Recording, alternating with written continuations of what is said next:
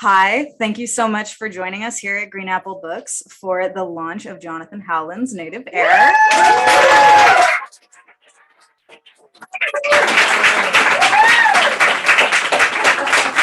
Isn't it great? Soak it up.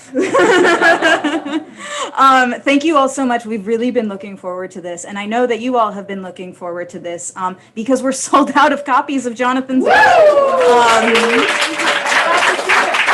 It's really great. It's a great problem to have. Unfortunately, that means that you can't take any extra copies home to all your friends and family members, like I know that you are all planning on doing tonight. But we will have copies back in stock, so do not worry. If you want to be alerted as to when that will be, which will be later this week, you can sign up with my colleagues at the front. They're happy to take your contact information and let you know. You can also pay like over the phone or something. I'm a little hesitant to take your money tonight for an extra copy, but we're happy to take it in the future. So thank you for being understanding. We're all just doing our best in this kind of post-COVID, mid-COVID world. So thank you for being patient and cool. It means a lot to us as a bookstore and a lot to our dear author to sell as many copies to support a local author in advance of the release of the book. It's a really big deal. So you all contributed to that. We really appreciate it. Thank you so kindly for that. So if you want to be contacted about when stock comes back in, we're happy to let you know when that happens. A couple of announcements just about the store and being in the space here tonight. If you would like to take your mask off, if you had not already shown my colleague Jake at the back there proof of vaccination, please do so now. If you would like to keep your mask on, you do not need to do anything. We're trying to proceed and do cool things as much as we can and be safer while we do it. So thank you for helping us just be safer in the space because we want to keep being able to put things like this on. So thank you very much. I usually have a lot of announcements, but I'm going to skip it. This is an intimate night. We're here to celebrate Jonathan. So I will say one thing. One thing is that Saturday, April 30th is Independent Bookstore Day, and it's our biggest day of the year. And I hope to see each and every one of you there.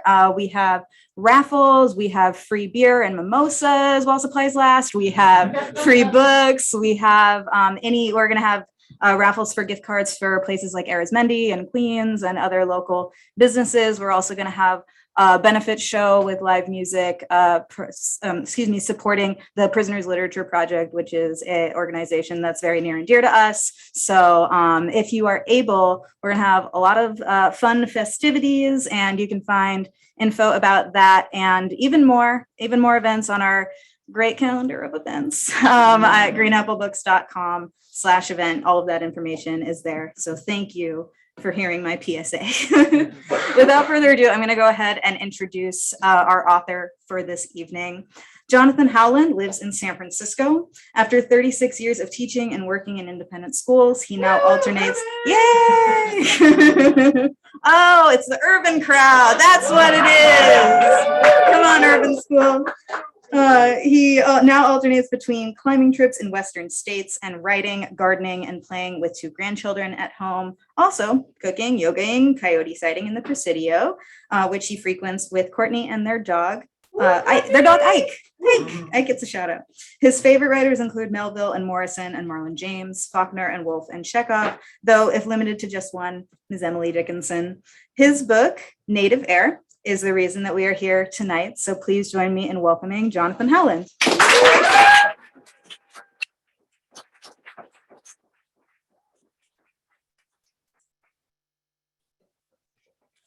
Thanks, Car.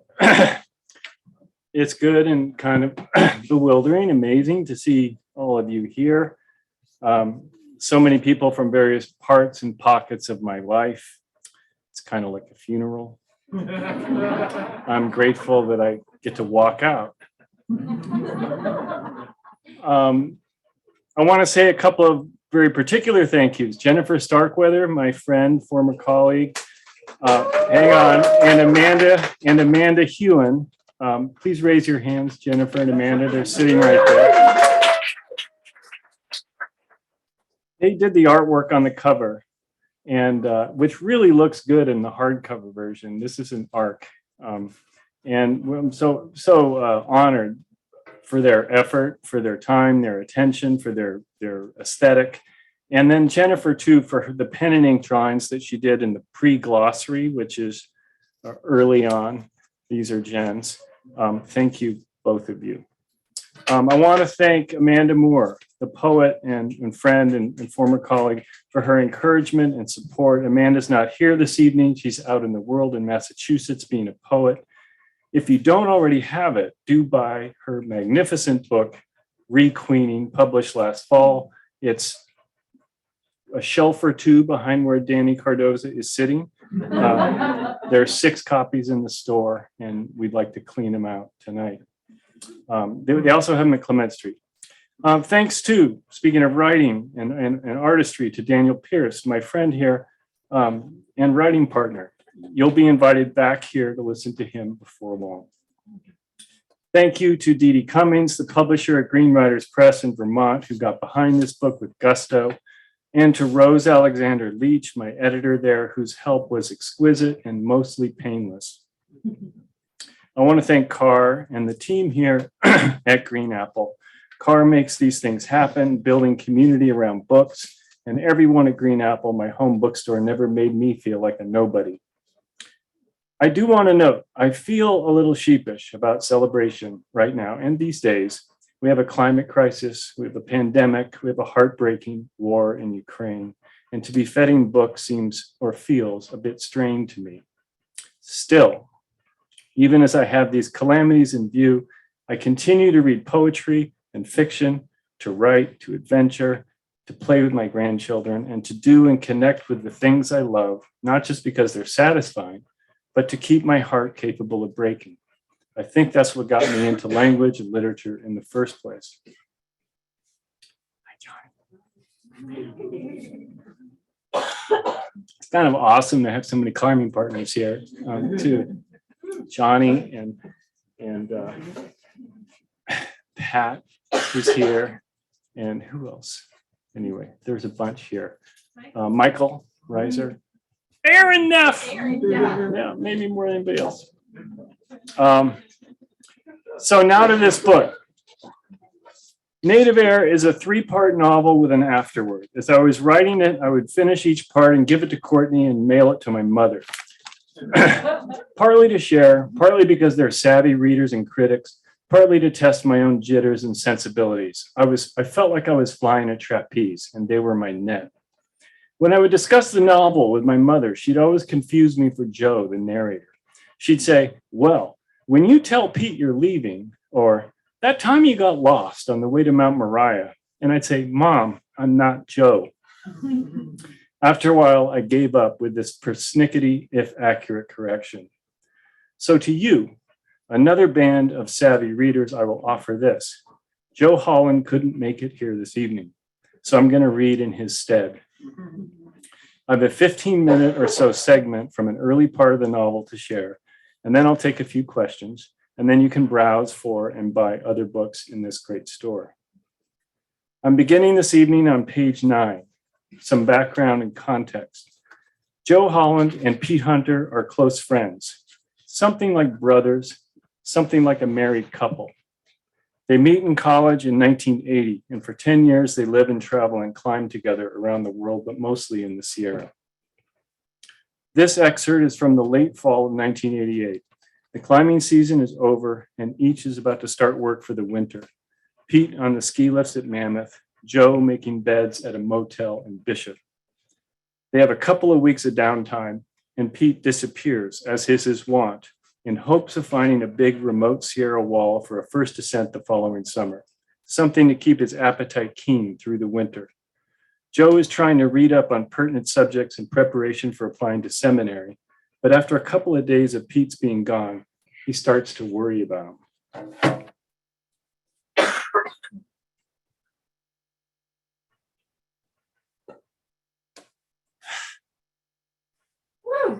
Thank you.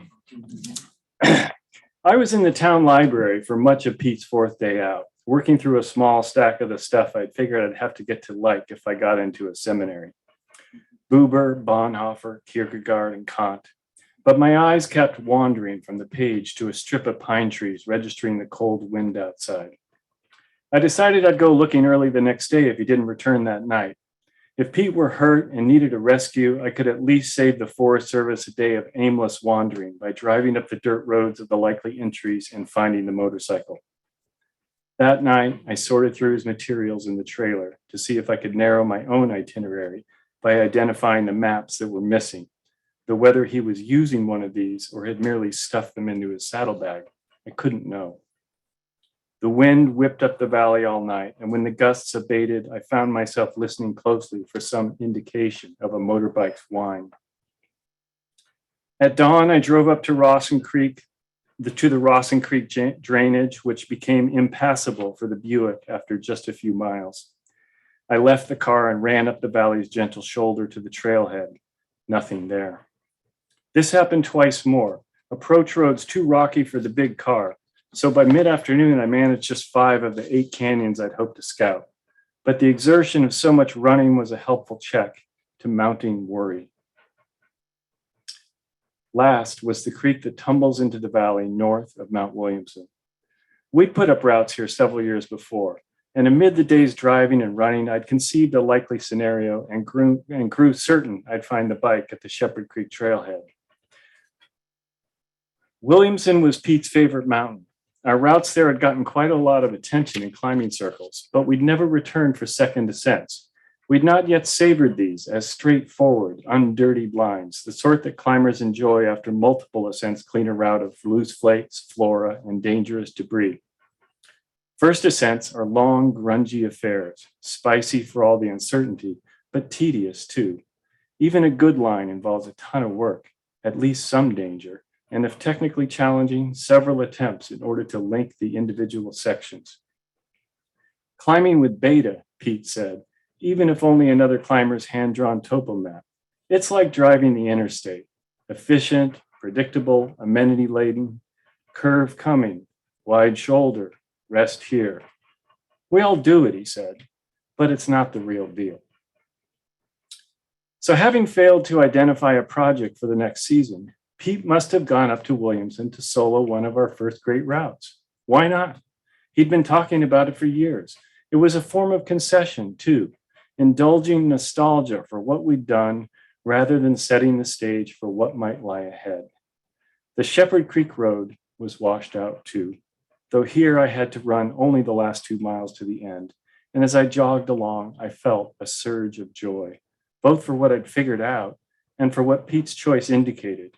He was making peace with my imminent exodus. The approach to Williamson includes none of the slot canyon shenanigans and fifth-class scrambling that many cliffs require just to get in the vicinity. But the routes themselves are sheer and challenging. One a long, sustained link-up of 510 cracks, the other a discontinuous exposed line through the shattered diorite on the right side of the face whose crux goes at 511. Pete would rope solo on this face. If he fell, he'd have some margin of protection, but he would also run out the easier pitches to avoid spending a night on the wall. And if he got hurt, he'd have nowhere near enough gear for a self-rescue.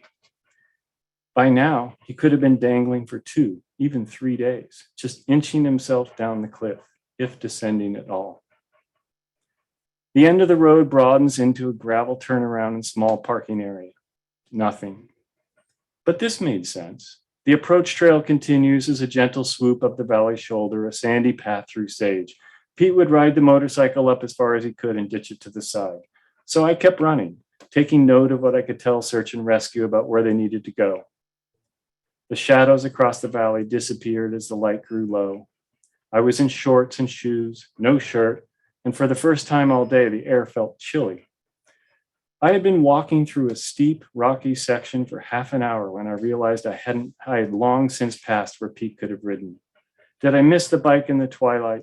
Had he left it behind a bush or a boulder, or even before the end of the road, someplace I'd loped past 2 hours before? I had assumed he was out looking for something to entice me to stick around, but now I wondered if he'd given up on me, climbing alone, not bothering to report to base. I was groping, I knew, trying to rationalize my way to some kind of peace of mind, trying even to be glad. Pete was no longer depending on me, so I was free. I called the Forest Service from a payphone in Independence.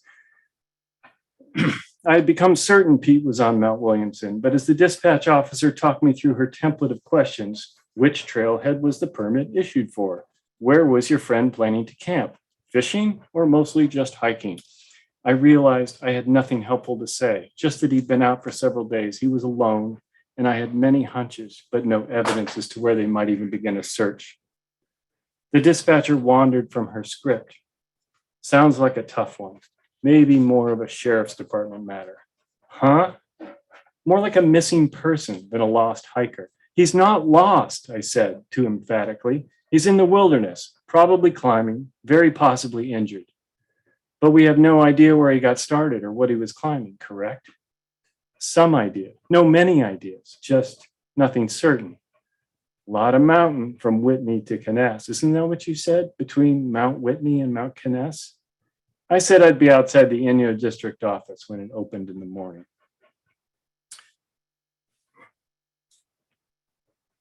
Like an athletic event here. Which is where I went next, to fill our water jugs from the spigot outside. Lugging them in pairs, just 20 paces to the car, I felt the full brunt of my fatigue. I'd been out for 16 hours. I'd run more than 20 miles and hiked another 5. I built this certain narrative as to Pete's whereabouts, but found nothing to verify it. My arms seemed to stretch under the weight of the drugs. And with the last of them in hand, I tripped on the hose and dropped it. The plastic ruptured on my foot, the water soaking my shoe. I waited a minute for the rest to gurgle out. I'd known Pete through dozens of close calls and too many epics and accidents. Cold nights on exposed cliffs, mad dashes from and to summits in lightning storms, bloodied fingers and hands, plenty of falling rock. I watched him zipper his gear off an aid pitch on the head wall of El Cap, hurtling 60 feet past popping pins and copperheads before my belay caught him, and then whipping in a wild pendulum across the face at just the level of our stance, so that when he flew by me, inches away, I could see the fright in his eyes. Though when he swung back, several seconds later, he was cackling and howling, thrilled to be alive. In Zion, in '85, I'd been out on a lead far too long, and it's finally attempting the baffling moves around a short roof when I dislodged a piece of the corner. Pete leaned to avoid the cantaloupe-sized rock, which flew safely to his side, but he took one of the smaller pieces above his ear. I was 60 feet above, still stretched out on insecure holds and now less frightened for what I saw below. Pete slumped to the side, the blood trickling steadily over his neck and back and finally into space in a thin line that broke into droplets as plume from a waterfall. Then for my own tenuous position. His hands had relaxed and fallen away from the rope. He was knocked out. I was no longer on belay. With him unconscious, the 6 feet between my shoes and my last gear may as well have been the full 60. And I was still several moves below a stance from which I might make another good placement. My left foot had been scissoring on small edges for the last little while, but instantly I was steady, frozen with fright. I slotted a brass nut into the shallow flare below my right finger jam, clipped this to the rope, and with breathless, out-of-body alacrity, levered past and above this nut to the bigger holds above. The brass stopper popped out and sailed down the rope as I moved beyond it, but the crack shortly opened to a generous size, and in 2 minutes I built an anchor suitable for a hanging bivouac. From there, I lowered to Pete. I've thought about those few minutes many times in the years since. Had I fallen while making the next 3 or 4 moves after he was hit, would the rope have cinched or tangled through Pete's belay device and somehow arrested my flight? Would my last piece have held, placed as it was in this famously friable sandstone, and the piece below that, and then the other, and if not, Pete's belay anchor? In the best but least plausible scenario, I'd have plummeted 40 feet, and the sudden jerk and whipping of the rope would have jarred Pete awake, and he'd have had the wits to grab the rope from a lower loop so as not to be burned by the furiously unfurling belay line. More likely, I'm injured. or worse, were both hurtling down the 700-foot mahogany face, tethered to one another by the umbilical coil of our rope and trailing the clanging detritus of our shattered belay. Descending toward Pete, I could see the full mat of his bloodied head and the dark back of his soaked shirt. I slipped down to his side, took off my shirt to compress the wound. My climbing shoe slipped on the bloodied rock at the side of the hanging belay. With my fussing around him and the ringing of gear, Pete came to, and inside of 2 minutes, he was not just fully alert, but smiling. He helped me with the cleaning and a quick inspection, a gash right in the hard part of the skull above the ear. "Back in the saddle, man," he said, getting late. I must have looked horrified. "I'll take my leads as they come," he assured me. I fell 3 times trying to repeat the moves by the roof, top rope or no, which Pete followed smoothly, his head wrapped in a shirt. He led 2 of the next 4 pitches. We topped out in the blazing desert sunset and later saw a brilliant moonrise from the trail back to the car. I tried there, outside the Bishop Ranger Station, to construct a picture of Pete now. Any number of abject positions came to mind. Broken-limbed on a narrow ledge, hunkered down for the night in a boulder field to conserve heat, even inching along on his belly, Joe Simpson style. But I couldn't get him dead. Not because it was unthinkable, but because I felt sure I'd know it or feel it, some deeper vacancy that would overwhelm the anxious-making, trivializing worries that had me scurrying about.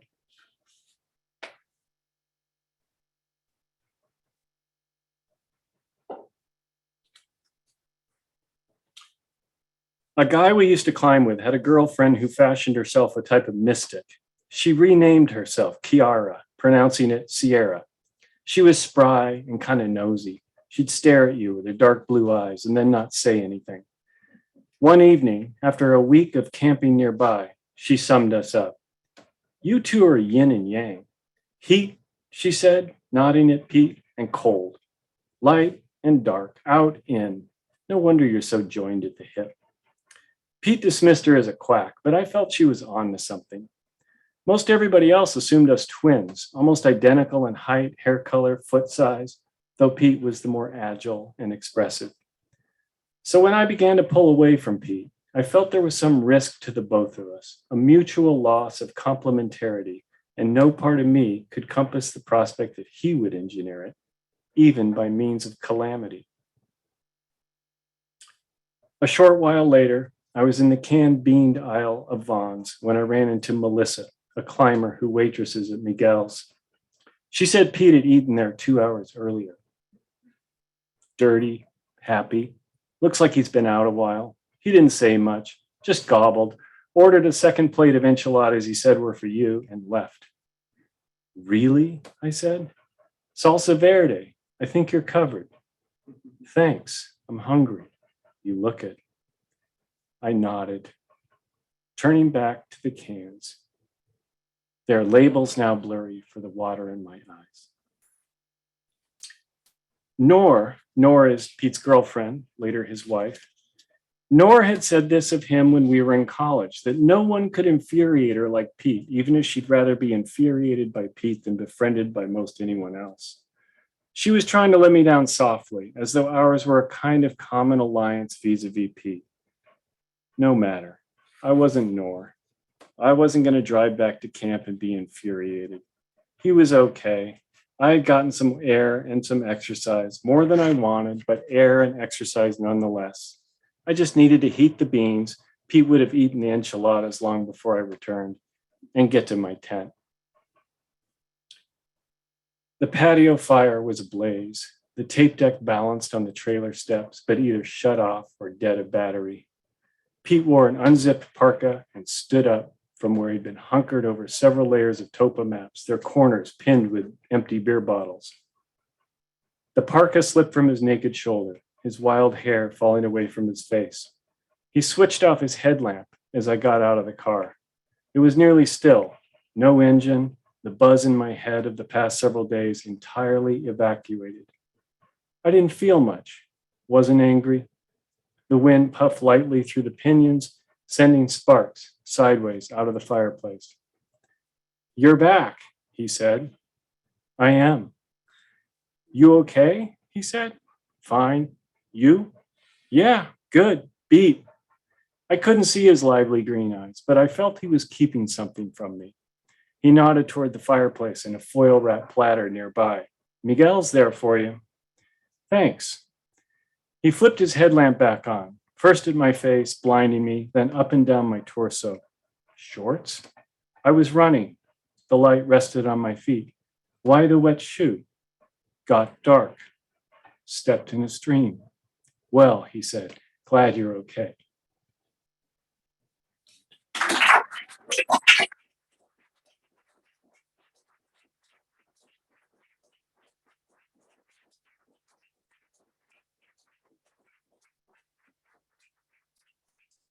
Thank you. That's nerve-wracking as hell. Really appreciate you being so damn quiet and attentive, alert. It's like, this is nothing like teaching high school.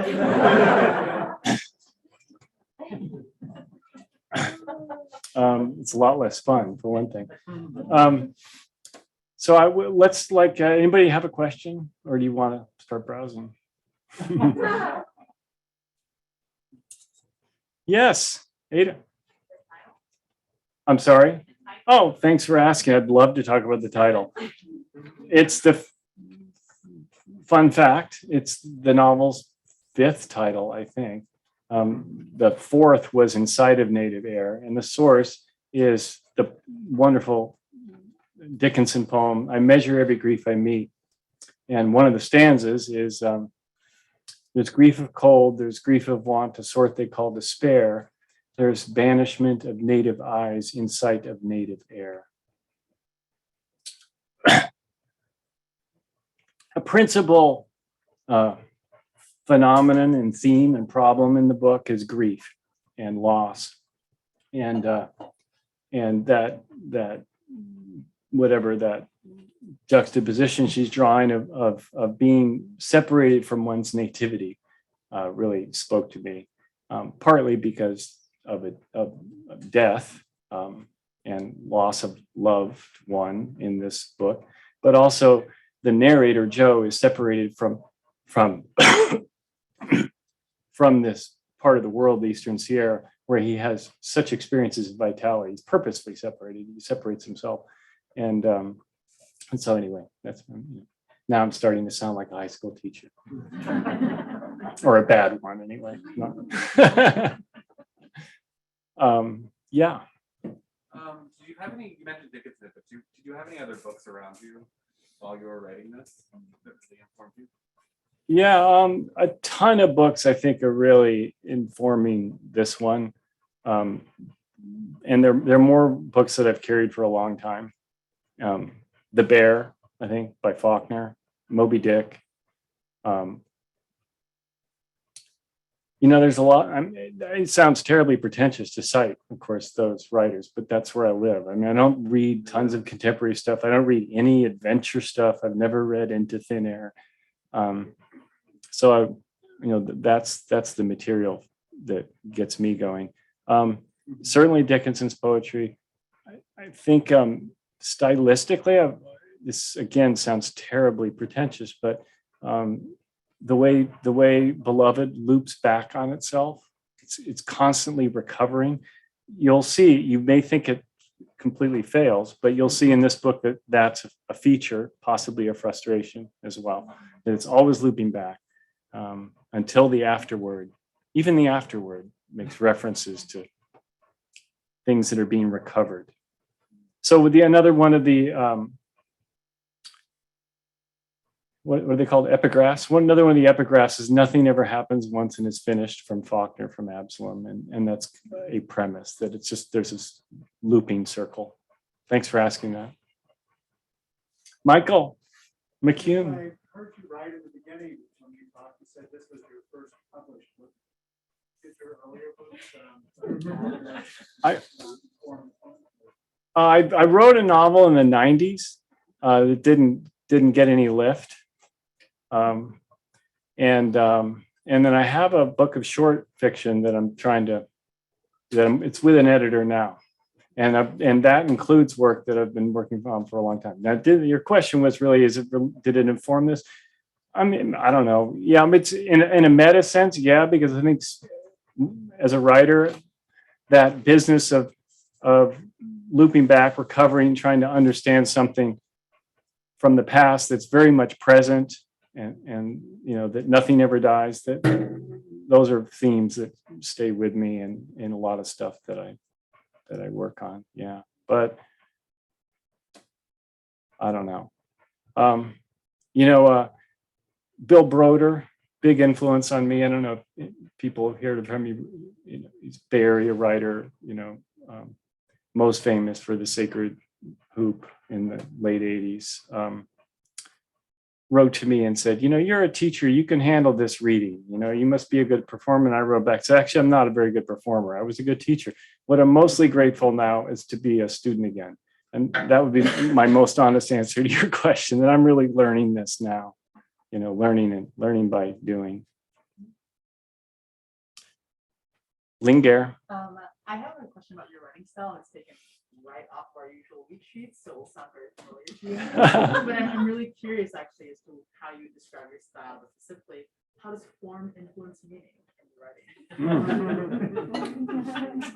Thanks, that's awesome. I don't, I'd like to think about that, but my reflexive answer is entirely, right?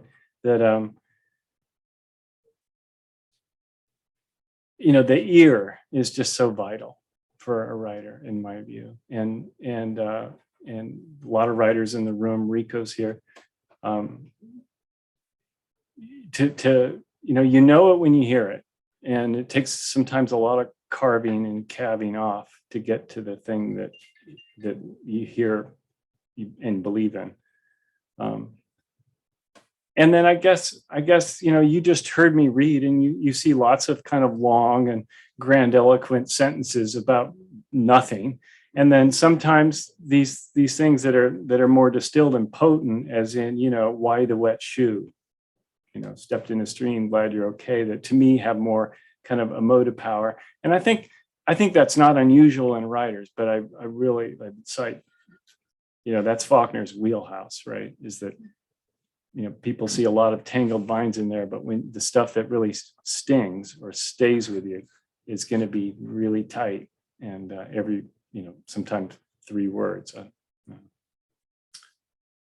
Daniel, you probably have a much more interesting answer to that question than I could construct, but Jen?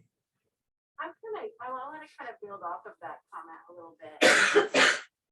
And my initial question was like, in that last part of your reading, you said that the Joe says he doesn't feel anything. And I'm curious about that.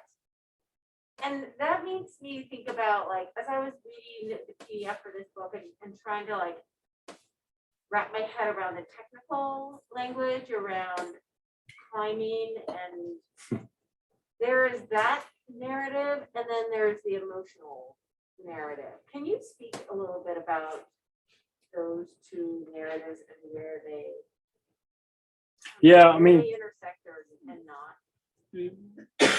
Yeah, I have to think about the intersection, but I will say this, that, and a lot of people have asked me about this, because this book has a glossary.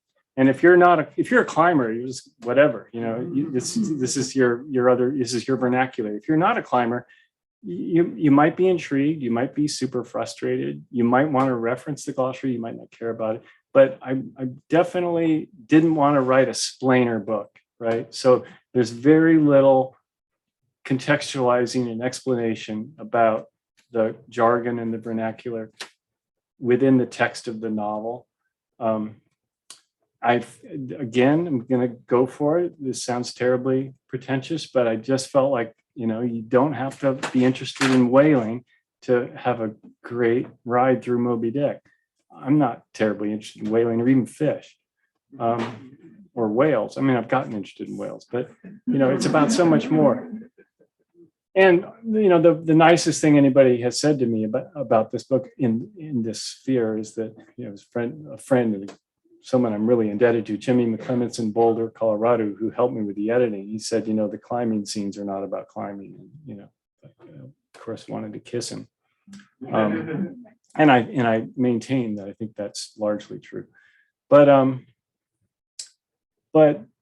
want to speak a little bit to the first thing you noticed, because I think it's spot on. Joe says, I felt nothing. Clearly, at least to me, you could probably hear it in my voice, that scene has some emotive stuff. There's something, he does feel something.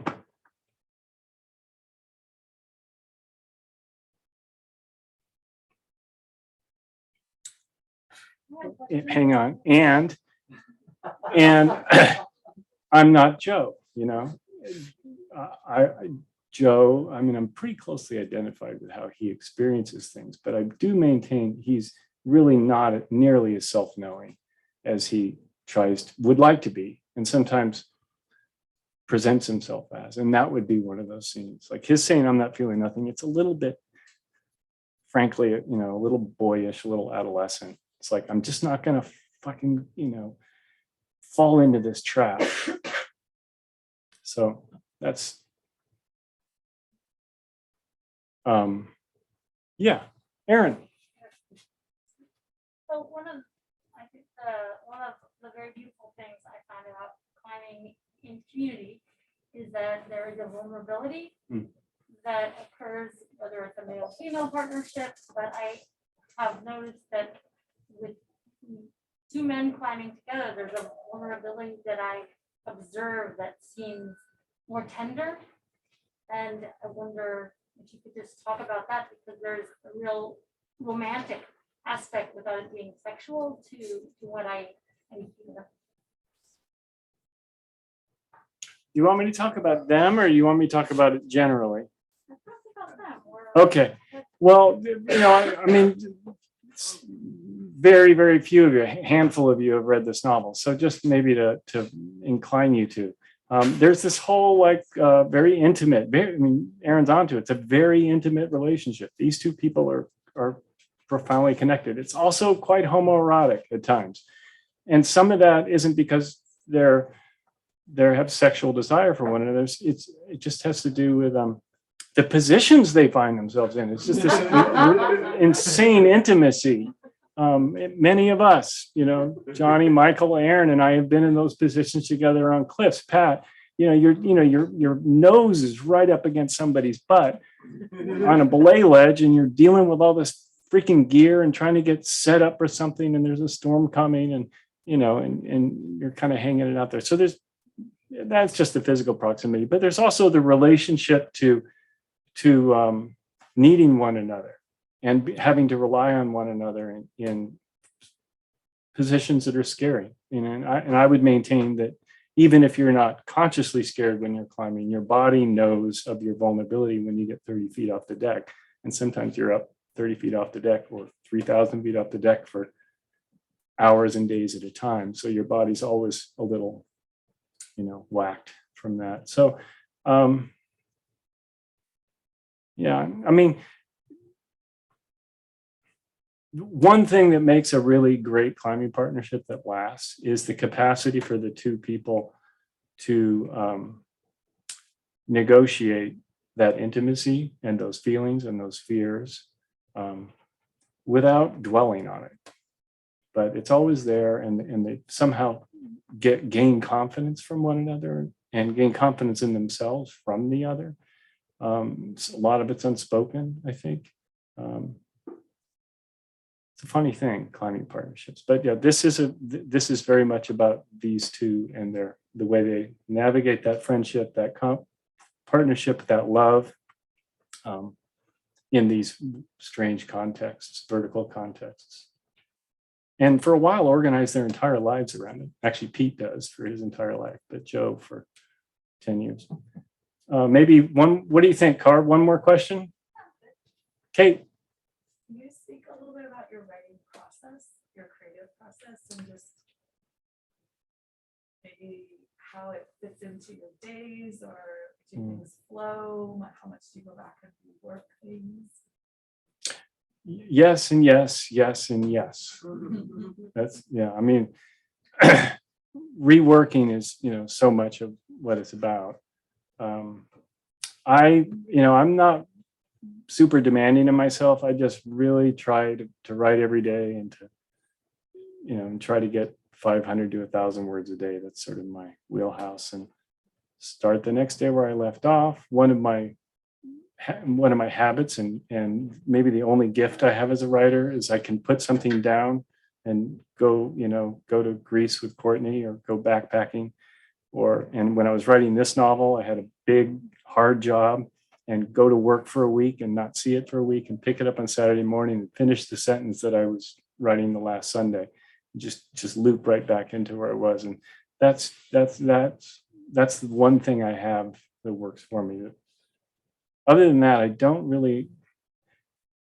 Some of you probably heard Jennifer Egan on KQED today talking about her writing process and how she really tries to open herself to the unconscious in the process. I was very intrigued by that. I connected with that a little bit, but I also feel like it's very mysterious. So yeah, I don't know. I mean, again, listening to things is key. Reading it aloud.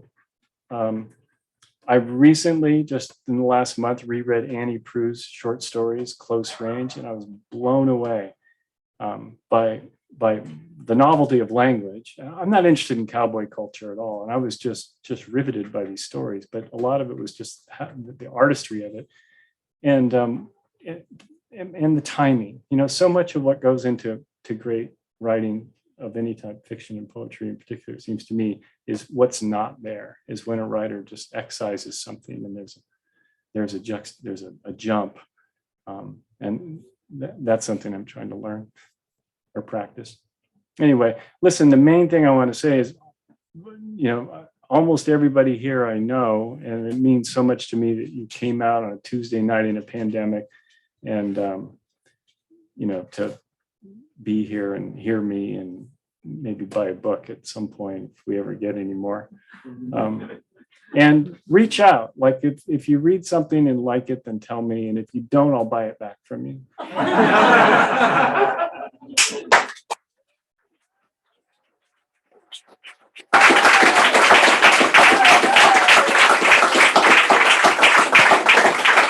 Thank you so much. One more time for Jonathan Howland.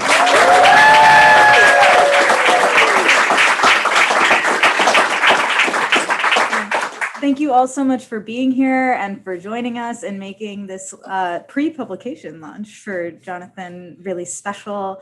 If you do have your copy of the book, is it fair to assume that you're willing to sign copies of the book? He's going to sign copies. If you do have your copy and you'd like Jonathan to sign it, I'm going to set him up at the back desk here. And if you need to know where to go, I will gladly tell you. And if you would like to buy an additional copy, we will gladly take your contact information at the front and let you know when they come back into stock very shortly. So thank you all once again. Yes, correct. Yes. We're all on the same page, and we'll let you know when they are back. Thank you all so much.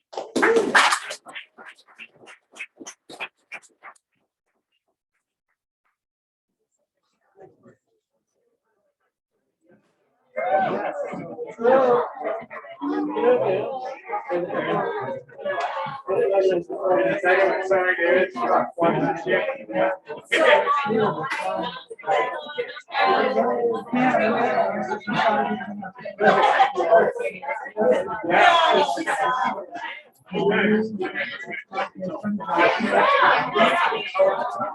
Thank